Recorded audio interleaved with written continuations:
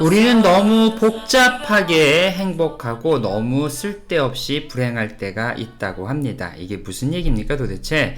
자, 조용한 인생에서 행복을 발견하는 건 참 어렵고 힘든 일이다 라고 생각하지 않고 현명한 방법들을 찾아가는 내용, 오늘 여러분과 함께 살펴볼 내용입니다. 안녕하세요. 임 대표의 책잇 아웃에 오신 여러분을 환영합니다. 오늘은 어른들의 행복은 조용하다라는 태수, 여러분 에세이죠. 에세이스트 태수의 신작, 2년 만에 나온 신작에 대한 이야기를 여러분과 함께 나눠보도록 하겠습니다. 자, 오늘 이 내용은 이렇습니다. 행복은 행복해야만 얻을 수 있는 게 아니라라는 거죠. 행복은 행복해야만 얻을 수 있는 거다. 무슨 소리입니까? 많은 사람들이 행복이 나보다 잘난 사람들이 가진 특별한 것이라고 생각을 한다는 거죠. 사람들이 몰리는 사진의 명소들, 또 줄 서서 먹는 맛집, 비싼 물건들, 남들이 보고 부러워할 만한 뭔가 대단한 것들을 해야 행복하다라고 생각하는 것은 착각이라고 저자는 얘기를 합니다. 하지만 가장 쉽게 행복해지는 방법이 있는데 그것이 뭘까요? 누구나 말했듯이 자려고 누웠을 때 마음에 걸리는 것이 없는 상태, 그것이 곧 행복인가요? 불행하지 않는 것, 이것이 곧 행복인가요? 네, 그렇게 볼 수도 있고 그렇지 않을 수도 있는 거죠. 자, 오늘 이 저자 태수는 어른의 행복은 조용하다에 어떤 얘기를 하고 있냐면 사실 우리는 행복을 놓치고 있다는 거예요. 사람이란 의외로 행복 없이도 행복할 수 있는데 어떤 행복을 조건적으로 얘기할 때 행복은 점점점 우리에게서 더 멀어진다는 거죠. 희망은 없어도 절망도 없이 내일을 또 살아갈 수 있어도 행복할 수 있다라고 얘기를 하네요. 자, 희망이 없고 절망이 없어도 내일을 또 살아갈 수 있다면 행복하다. 자, 다시 한번 정리합니다. 행복은 조건적인 것이 아니라는 거죠. 조건적인 것이 아니다. 자, 한 살 한 살 나이를 먹어가면서 짜릿함보다는 편안함을 좋아하듯이 우리가 삶에서 추구해야 하는 것도 어떤 특별한 행복이 아니라 일상, 하루하루를 감사함으로 살아간다면 그것이 진짜 행복이 아닌가라는 생각을 합니다. 시시각각 감정이 소용돌이치고 좋았다가 나빴다가 반복하는 삶보다는 특별한 일이 없어도 아픈 곳이 없어도 불행하지 않은 삶이 훨씬 더 행복한 삶이라는 것을 경험하게 된다는 거죠. 자, 이 책은요, 지난 2년간 저자가 가장 쉽고 현명하게 행복해질 수 있는 방법을 찾고 느끼고 고민한 것들을 적어서 발표한 책입니다. 행복을 찾는 방법이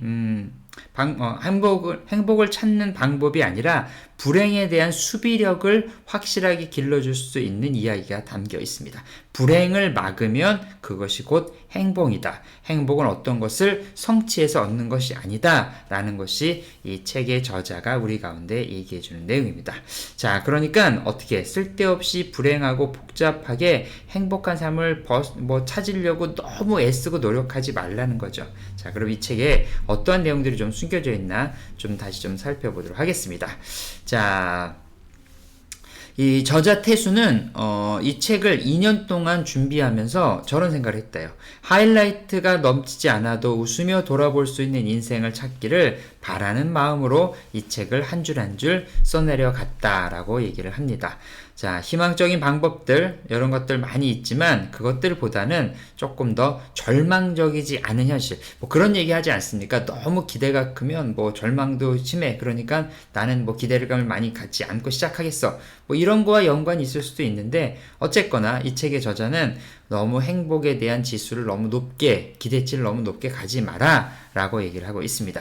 책에 대한 내용들을 좀 잠깐 보면요. 1장은 다정함은 체력에서 나온다 라는 얘기가 있습니다. 이건 여러분 누구나 공감합니다. 다정함은 체력이 받쳐주지 않으면 뭐든지 어렵죠. 몸의 건강이 마음의 건강과 어떻게 연결되어 있는지를 상기시키며 특유의 솔직함과 과하지 않은 다정함으로 독자들의 마음을 위로해 갑니다. 우리는 우리가 생각하는 것보다 조금 더 괜찮은 사람이다 라고 스스로를 안심시키고 도망치지 않을 만큼 살아온 것만으로도 충분한 어떤 노력을 다하고 있다라고 이 책은 우리를 위로해주고 있습니다.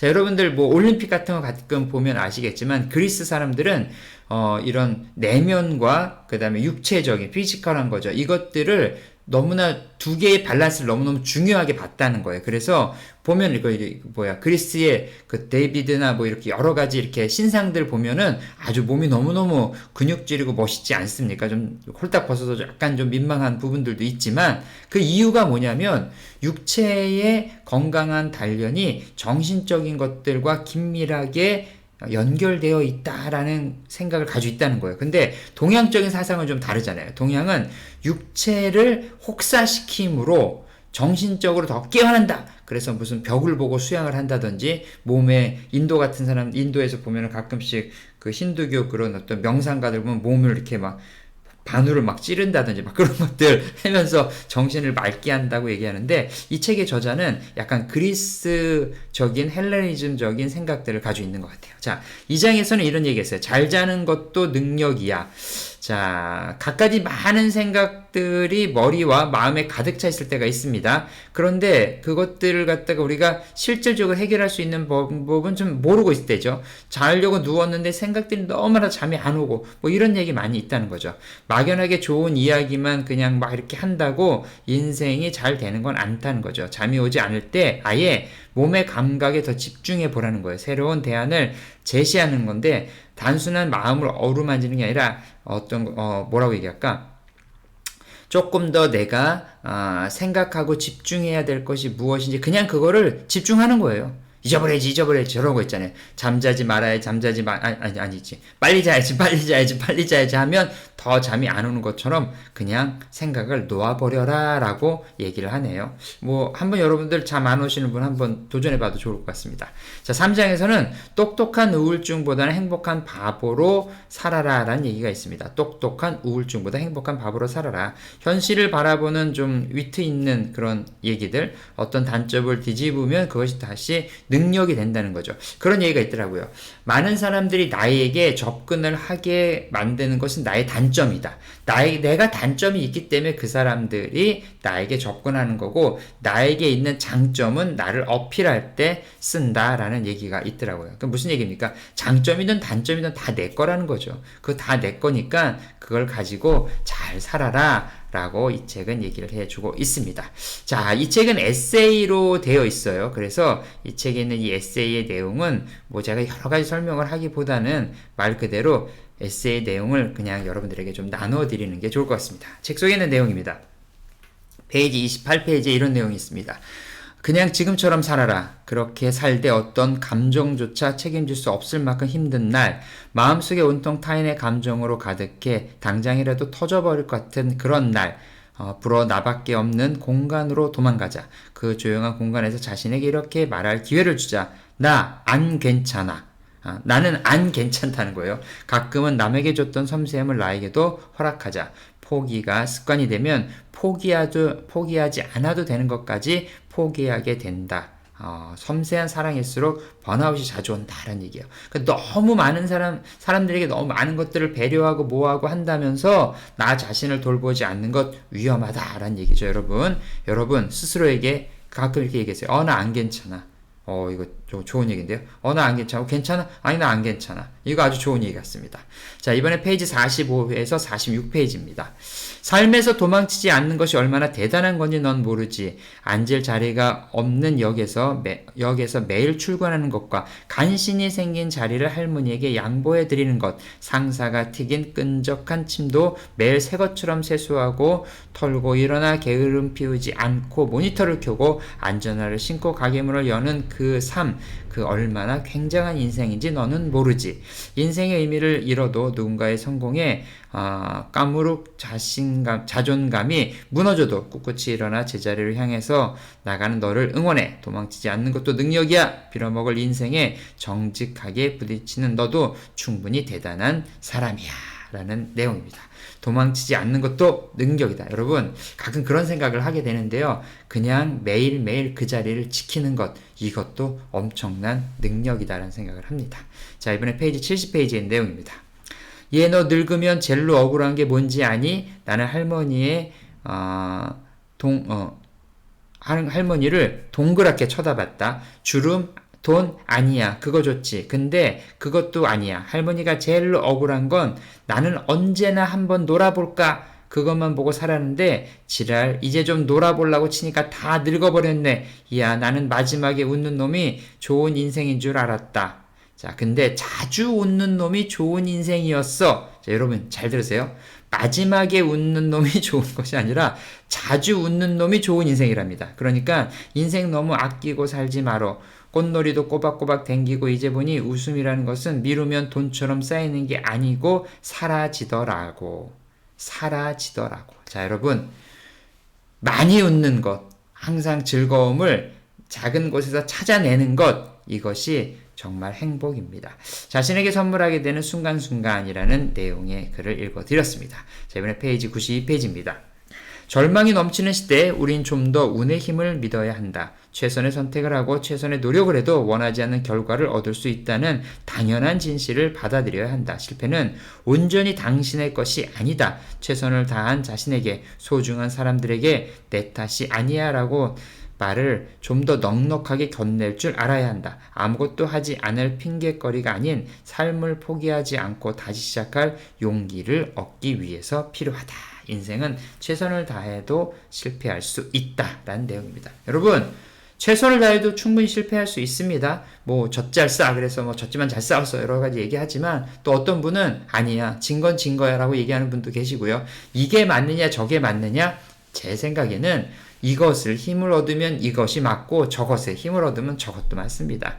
자, 페이지 113페이지에서 114페이지에 있는 내용을 좀 또 읽어드리겠습니다. 세상에는 오답을 너무 잘 알기에 정답에 가까워질 수 있는 사람들도 있다. 매일같이 불행하고 실패하고 슬프고 우울하기에 반대로 어떻게 살아야 그렇지 않을 수 있을지를 잘 아는 사람들 말이다. 나는 그게 부정이 가진 힘이라고 믿는다. 부정으로도 긍정을 쌓을 수 있다. 오답을 너무 잘 알면 오히려 정답을 잘 찾아낼 듯. 다시 처음으로 돌아가 나는 죽고 싶다 말했지만 그건 사실이 아니었다. 그저 이렇게 살고 싶지 않을 뿐 부정으로 똘똘 뭉친 내 마음을 부술 긍정을 찾아내기까지 너무 오래 걸렸을 뿐이다. 이른바 합리적 긍정을 말한다. 부정이라고도 긍정을 만들 수 있다. 부정으로도 긍정을 만들 수 있다. 불행하기도 행복이 무엇인지 더 잘 설명할 수 있다. 그러니 나는 이제 스스로 이렇게 설명하고 싶다. 나는 부정적인 게 아니라 합리적으로 긍정적인 사람이다. 죽고 싶은 게 아니라 이렇게 살고 싶지 않은 거야. 이 내용입니다. 그렇죠. 아 정말 죽고 싶어. 못 살겠어. 이렇게 얘기하는 게 사실은 뭡니까? 이렇게 사는 것이 힘들어 라는 얘기 100% 공감이 갑니다. 자, 페이지 148페이지에 있는 내용입니다.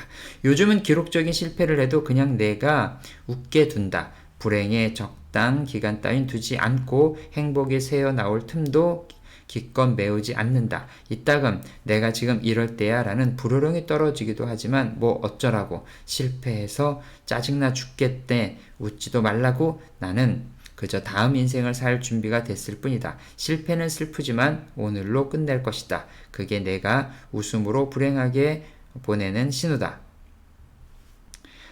웃음으로 불행하게가 아닙니다. 죄송해요. 불행에게 내가 웃음으로써 나의 불행을 보내버리는 거죠. 나는 이제 웃으며 다음을 살 것이다. 나는 오늘은 실패했지만 내일은 웃으며 다시 시작할 것이다. 불행의 깊이가 절박함을 증명하지 않는다. 에 있는 내용입니다. 자, 이번에는 또 이런 내용이 있네요. 페이지 187에서 188페이지입니다. 어린 시절 할머니는 말했다. 아까도 할머니 얘기 나오던데 살다 보니 세상에서 제일로 힘든 게 성공이 아닌 만족이라고. 그때는 이해가 가지 않던 그 말이 이젠 와 사무친다. 이제 와 사무친다. 그렇죠. 그 뜻을 좀 더 빨리 이해했으면 좋으련만 어린 날에 나는 그저 흔한 자장가 중 하나로만 생각했다. 눈이 다 잠길 때쯤 할머니는 더 작게 독백으로 말씀하셨다. 그러니까 이 다음에 키가 훌쩍 자라도 너무 높은 곳만 보고 살지 말어. 너는 위아래가 아니라 앞뒤를 보고 사는 거요.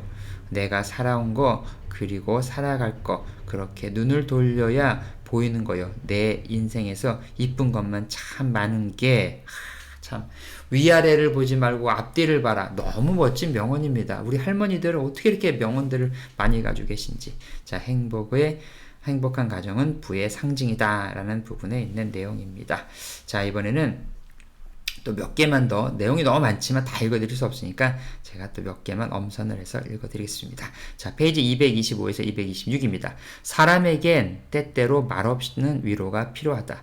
몇 마디 따끔한 말로 구성된 무장한 위로보다 너의 상처를 이해하고 있다는 깊은 끄덕임과 진심으로 내 말에 공감하고 있다는 눈 마주침이 우리에겐 훨씬 더 절실할 때가 있다. 아니 많다. 나는 이제 내 사람들을 그렇게 위로해주고 싶다. 살아라는 무책임한 한마디가 아니라 살아볼 만한 하루를 같이 만들어보고 싶다.